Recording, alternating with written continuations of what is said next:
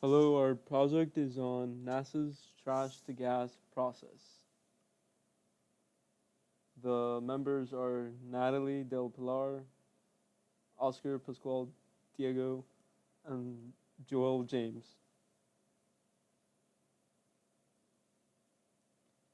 Our project is a trash to gas system created by the National Aeronautics and Space Administration, otherwise known as NASA. The idea is to gather all types of waste and transform it into useful products, mainly methane and water. Such a system is needed for space travel because current methods of disposal will not work for long distance missions. Also, fuel is not readily available in outer space. A system that helps replenish fuel while also keeping waste to a minimum would greatly increase the durations of flights in space.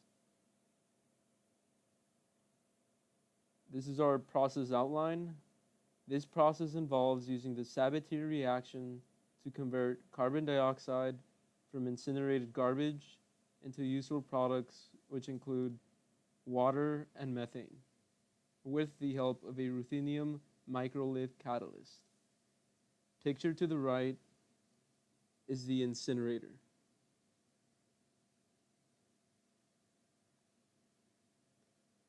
Assumptions and parameters that went along with the design of this incinerator include running a full ramp, which is an increase from 100 degrees Celsius to 500 degrees Celsius, isobaric at 1 atm, and the calculated waste generated from NASA turned out to be 2,500 kilograms of waste per year, which totaled to 7 kilograms of waste per day.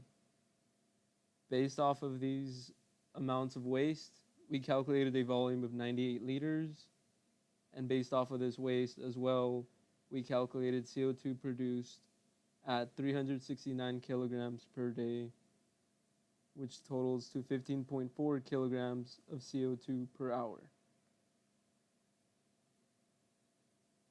Major sources of waste in spaceflight include food packaging and human waste. This was simulated using the compositions in the tables on the right.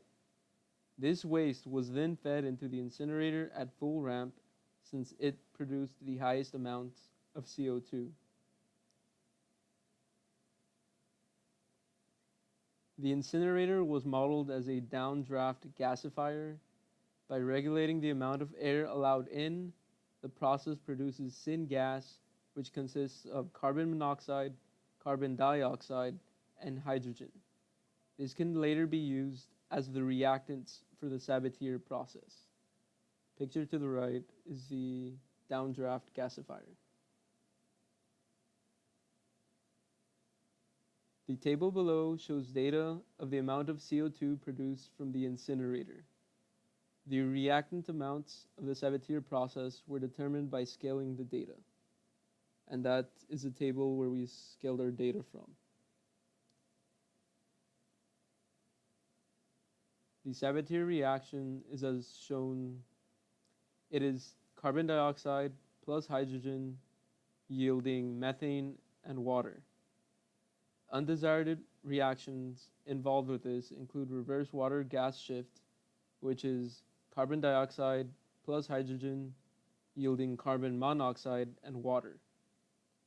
Another undesired reaction is carbon dioxide reduction, which is carbon dioxide plus hydrogen yielding carbon and water.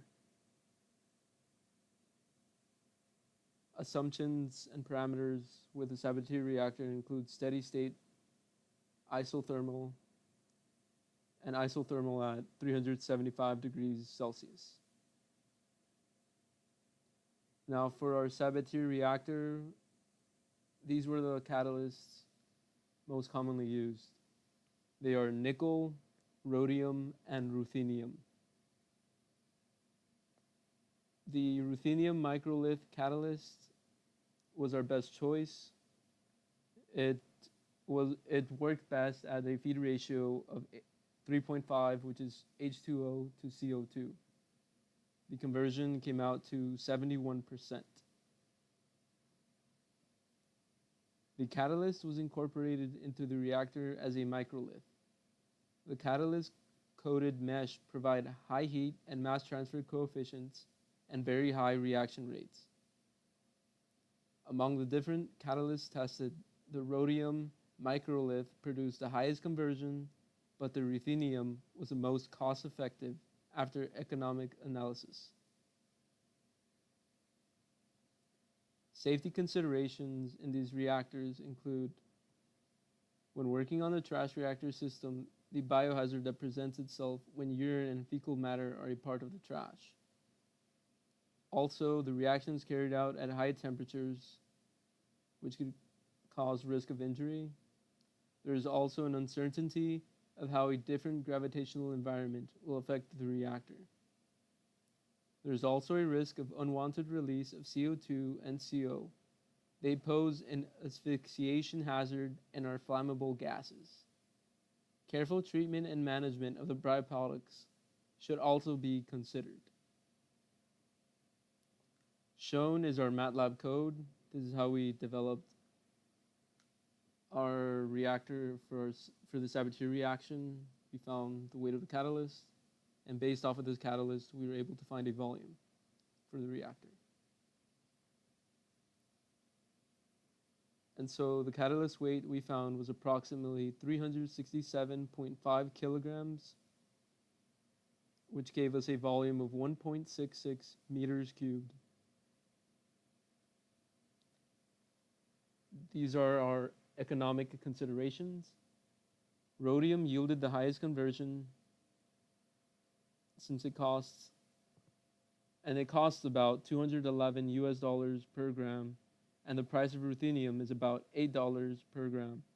The most cost-effective choice is ruthenium microlith, even though its conversion is 6% less. The price of the ruthenium catalyst was estimated to be about $2.95 million. And that is it. These are our references. And thank you for watching.